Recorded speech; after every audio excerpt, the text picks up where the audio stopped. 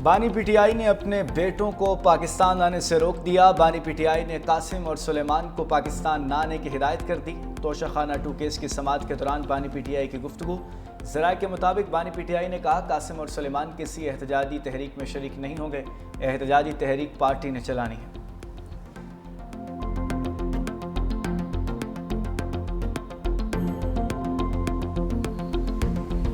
पाक भारत जंगबंदी किसने कराई? सदर ट्रंप और मोदी सरकार में मुकाबला जारी। ट्रंप के सच के मुकाबले भारतीय वजीर खारजा जयशंकर नया झूठ घड़ लाए। भारतीय वजीर खारजा ने दावा किया है कि पाक भारत जंगबंदी डीजीएमओज की बातचीत से हुई, अमरीकी सालिसी से नहीं। जयशंकर की पाक भारत जंग के दौरान मोदी और ट्रंप में किसी भी किस्म के राबते की तरदीद। कहते हैं 22 अप्रैल से 17 जून तक मोदी और ट्रंप के दरमियान कोई बात नहीं हुई। जयशंकर इससे पहले जंगबंदी के लिए नरेंद्र मोदी और अमेरिकी नायब सदर जेडी वेंस में बराह रास्त राबते की तस्दीक कर चुके हैं। लोकसभा के रुकन अमरिंदर सिंह राजा ने पाक भारत जंग के दौरान भारत के लड़ाका तैयारे राफेल गिराने की तस्दीक कर दी। अमरिंदर सिंह राजा का कहना था कि पंजाब में बिसियाना एयरफोर्स स्टेशन के पास एक लड़ाका तैयारा राफेल कटेल गिरा। हादसे में एक शख्स जाँ भाग जबकि 9 अफराद जख्मी हुए थे। भारतीय एयर मार्शल ने भी तैयारा गिरने की तस्दीक की थी।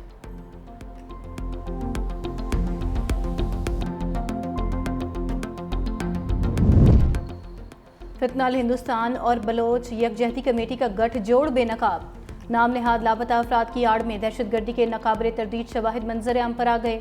सिक्योरिटी ज़राए के मुताबिक कलात ऑपरेशन के दौरान हलाक दहशतगर्द सुहेब लांगू बलोच यकजहती कमेटी की नाम नेहाद लापता अफराद की लिस्ट में शामिल। मार्च 2024 को गवादर हमले में मारे जाने वाला दहशतगर्द करीम जान भी लापता अफराद की फहरिस्त में शामिल था। नेवल बेस हमले में मारे जाने वाला दहशतगर्द अब्दुल वदूद भी लापता अफराद की लिस्ट में शामिल था।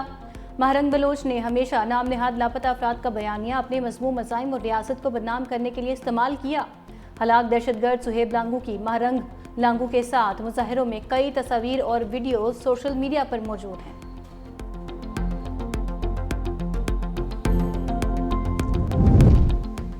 पाक फौज ने बहादुरी से दुश्मन का मुकाबला किया। भारत के खिलाफ जंग में फतह पर पूरी दुनिया ने पाकिस्तान की तारीफ की।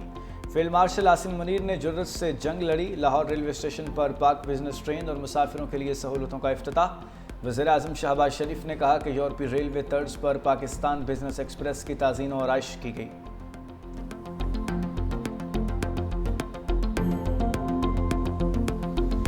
चीनी की कीमतों में होशरुबा इजाफा। पब्लिक अकाउंट्स कमेटी का शदीद तशवीश का इजहार। शुगर मिल्स मालिकान और चीनी बरामद करने वालों के नाम तलब। हुकूमत का तफसीलात देने से गुरेज। कमेटी इजलास के दौरान इंकशाफ हुआ कि कराची में चीनी की कीमत 200 रुपये फ़ी किलो जबकि मुल्क भर में चीनी की औसत कीमत 173 रुपये फ़ी किलो बताई गई। कमेटी के secretary food security and research की गलत अदद-ओ-शुमार पेश करने पर सख्त सरजनिश। चेयरमैन PAC ने कहा कि शुगर मिल्स मालिकान को बरामद के लिए सब्सिडी क्यों दी गई।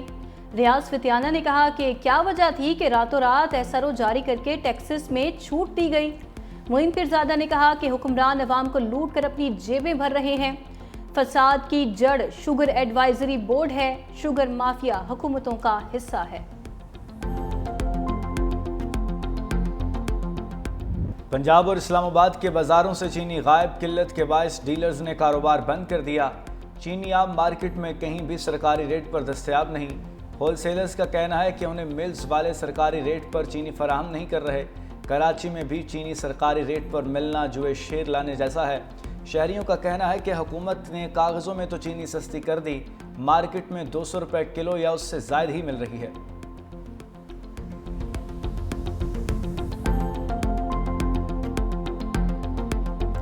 मैं चीनी लेने आया था यहाँ पे और चीनी नहीं मिल रही।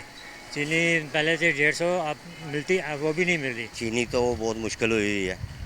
चीनी तो मिल ही नहीं रही हमें। अगर मिलती भी है कहीं से 190 200। चीनी कहीं से नहीं मिल रही। 200 रुपये किलो भी चीनी नहीं मिल रही कहीं से भी। हुकूमत जब रेट किया तो हुकूमत चीनी भी लोगों को देना दुकानों पे।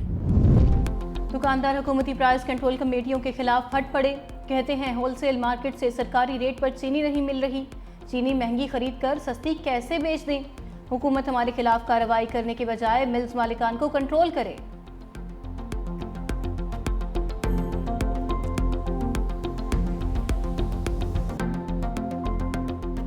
आ ਹੀ ਨਹੀਂ ਰਹੀ ਗੱਲ, ਦੁਕਾਨਦਾਰੀ ਖਰਾਬ ਹੋਈ ਹੈ। ਪਿੱਛੇ ਚੀਨੀ ਦੇ ਰਹੇ ਨੇ ਕਈ ਲੋਕ, ਮਹਿੰਗੀ ਵੇਚ ਰਹੇ ਨੇ। ਹਕੂਮਤ ਨੂੰ ਚਾਹੀਦਾ ਹੈ ਕਿ ਚੀਨੀ ਦੇਣ। ਉਹ ਕਹਿੰਦੇ ਪਏ ਨੇ 165 173 ਰੁਪਏ ਕਿਲੋ ਵੇਚੋ, ਪਿੱਛੋਂ चीनी मिलती पई 190 रुपये किलो, 200 रुपये किलो। असी किस तरह दईए? पीछे मार्केट से मैं चीनी मिल नहीं रही। चीनी आएगी तो हम आगे दुकानों पे सेल करेंगे। चीनी की वजह से हमारी दुकानदारी बिल्कुल ख़त्म हो गई है। It is holding. एक लीडर कह देते हैं कि ये तो टेम्पररी सीज फायर है, कभी उनको दूसरे लीडर कह सकते हैं हम दूसरे टेररिज्म पे बात करेंगे, कभी उनको तीसरे लीडर कह सकते हैं ये तो ट्रेलर था, अभी तो पूरी फिल्म चलनी है। तो हम बी आर अलर्ट। अगर हमारा पानी डाइवर्ट किया गया या स्टॉप किया गया, जो हमारा राइट है 3 दरियाओं का, तो वो दैट विल नॉट। पाकिस्तान का इसराइल को तस्लीम करने का कोई इरादा नहीं। न्यूयॉर्क में नायब वज़ीर-ए-आज़म इसहाक डार की प्रेस कॉन्फ्रेंस। कहा पाकिस्तान 2 रियासती हल की हिमायत करता है। फ़लस्तीनी सरजमीन पर इसराइली कब्ज़ा फौरी ख़त्म होना चाहिए। गज़ा में फौरी तौर पर जंग बंदी होनी चाहिए। अमरीकी वज़ीर ख़ारजा से मुलाकात बहुत मुफीद रही। मज़ीद कहा भारत के साथ बातचीत होगी तो जामे मुज़ाकरात होंगे। भारत सिंतास मुआहिदे को एकतरफा तौर पर ख़त्म नहीं कर सकता। 3 दरियाओं पर हमारा हक है। पानी का रुख मोड़ दिया गया तो हम कबूल नहीं करेंगे। बानी PTI के खिलाफ केसेस अदालती मामला है। जब आप हथियार उठाते हैं तो कानून अपना रास्ता लेता है। अमेरिका का दौरा हर हवाले से कामयाब रहा। टैरिफ पर मुआहिदे के लिए वज़ीर ख़जाना मोहम्मद औरंगज़ेब जल्द अमेरिका पहुँचेंगे।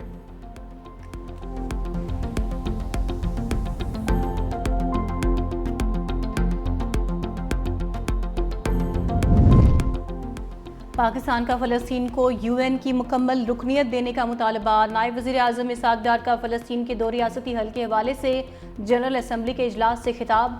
कहा आज का गज़ा इंसानी हकूक़ के कवानीन का कब्रिस्तान है। गज़ा में मुस्तकिल जंगबंदी और खुराक की फराहमी यकीनी बनाई जाए। गज़ा में जंगी जुराइम में मुलविस लोगों को हर सूरत सज़ा मिलनी चाहिए। फ्रांस के फ़लस्तीनी रियासत को तस्लीम करने के फैसले का खैर मकदम करते हैं। मज़ीद बोले फ़लस्तीन का मसला 75 साल से हल तलब है। फ़लस्तीन का मसला हल न होना सिर्फ सियासी नाकामी नहीं बल्कि और भी वजूहात हैं। पाकिस्तान इस कॉन्फ्रेंस के हवाले से सऊदी अरब और फ्रांस को खिराज तहसीन पेश करता है।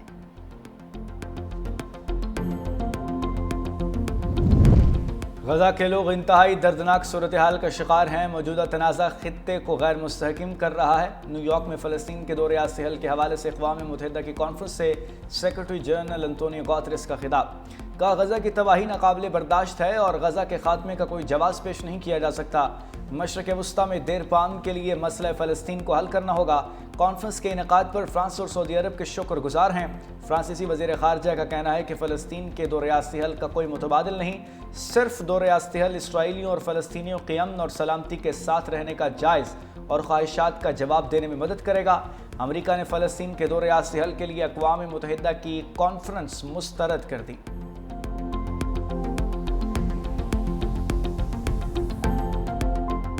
सेहूनी फोर्सेस के हमलों में 24 घंटे के दौरान मजीद 43 फ़लस्तीनी शहीद और दर्जनों जख्मी। इसराइली फौज ने खुराक के मुंतज़िर फ़लस्तीनियों पर गोलियां चला दी। 9 अफराद ने जाम शहादत नोश किया। भूख से बच्चों समेत मजीद 14 फ़लस्तीनी दम तोड़ गए। गज़ा में शोहदा की मजमूई तादाद 60,000 तक जा पहुंची।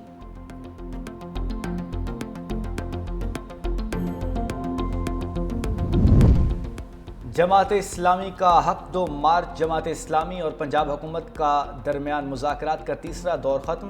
अब तक मुज़ाकरात के 2 दौर मुकम्मल हो चुके। नायब अमीर जमात इस्लामी लियाकत बलोच कहते हैं कि लॉन्ग मार्च का मकसद बलोचिस्तान को उनका हक दिलवाना है। गवादर के मकीनों को बुनियादी अशिया ज़रूरिया दी जाएँ। बलोचिस्तान के अवाम लापता अफराद की बाजियाबी चाहते हैं। मौलाना हिदायतुर्रहमान बलोच ने कहा कि आज सुबह से हमें मंसूरा में रोक रखा है। इस्लामाबाद जाना हमारा हक है। हम कल इस्लामाबाद के लिए ज़रूर जाएंगे। हमने हमेशा कहा है कि घबराना नहीं है। इंशाल्लाह हमारा पूरी के पूरी लीडरशिप, हमारे वर्कर सपोर्टर इंशाल्लाह सारे 5 अगस्त को भरपूर तरीके से पूरे पाकिस्तान के हर ज़िले में, हर हल्के में और हर शहर में इंशाल्लाह निकलेंगे और पूरी दुनिया को पैगाम देंगे खालसा यकजहती का। खान की रिहाई के लिए जो तहरीक शुरू हुई है इंशाल्लाह ये पाकिस्तान के हर शहर, हर कस्बे और हर हल्के में इंशाल्लाह 5 अगस्त को पूरी दुनिया को नजर आएगी। बानी के साथ खड़े हैं और खड़े रहेंगे। 5 अगस्त को मुल्क भर से एहतजाज के लिए निकलें। वज़ीर आला खैबर पख्तूनख्वा का ऐलान। अली अमीन गंडापुर कहते हैं पुरअमन एहतजाज का ऐलान करते हैं तो गिरफ्तारियां शुरू कर देते हैं। पेशावर में तारीख की सबसे बड़ी रैली लीड करूंगा। बोले, हमारे खिलाफ मनगढ़ंत मुकदमात बनाए गए जिनके जरिए कंट्रोल करने की कोशिश की गई। खैबर पख्तूनख्वा हुकूमत एक अमानत है जिसे ये लोग नहीं गिरा सकते।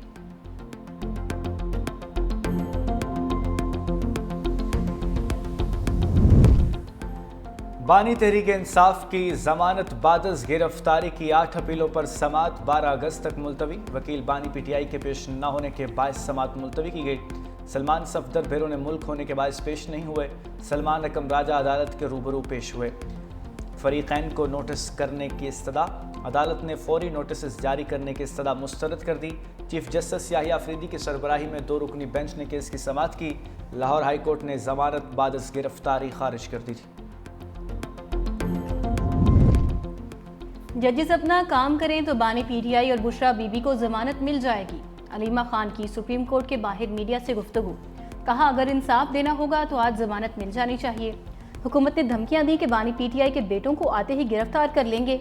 उन्हें क्यों गिरफ्तार कर लेंगे? क्या आप दुनिया को दिखाना चाहते हैं कि हमारे यहाँ कानून खत्म हो चुका है?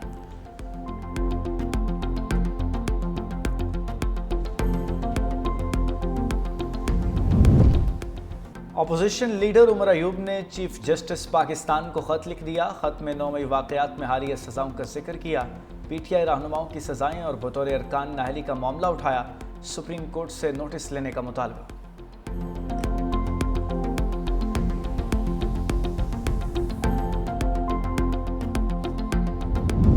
कायम मकाम स्पीकर जहीर इकबाल चन्नड़ का अपोजिशन अरकान को धमकियां देने वालों के खिलाफ कार्रवाई का ऐलान।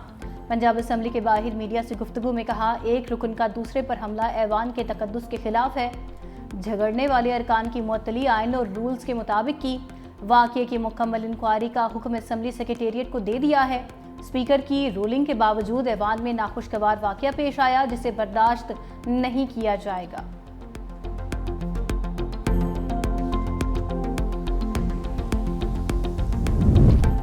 डेप्यूटी स्पीकर ने अपोजिशन रुकन को उनके रवैये पर मुअत्तल किया। स्पीकर का मुअत्तल करने का फैसला बिल्कुल दुरुस्त है। असम्बली में ऐसा रवैया काबिल कबूल नहीं। मुर्तज़ा शुजाउर रहमान ने कहा कि अपोजिशन असम्बली को मजाक समझती है। आते हैं, शोर डालते हैं और वापस चले जाते हैं। हमने 26 मुअत्तल अरकान को हल्के की नुमाइंदगी के लिए बहाल कराया। अहमद खान भच्चर के खिलाफ फैसला अदालत ने किया, हमने नहीं। भारतीय रियासत झारखंड में हिंदू यात्रियों की बस का ट्रक से खौफनाक तसादुम। 18 अफराद हलाक, 20 शदीद जख्मी हो गए। खबर एजेंसी के मुताबिक यात्रियों की बस गैस सिलेंडरों से भरे ट्रक से जा टकराई। हादसे के बाद बस का पिछला हिस्सा मुकम्मल तौर पर जल गया। जख्मियों को करीबी अस्पताल मुंतकिल कर दिया गया। सिर्फ 2023 में भारत में 1,72,000 से ज़ायद अफराद सड़क हादसात में हलाक हुए थे।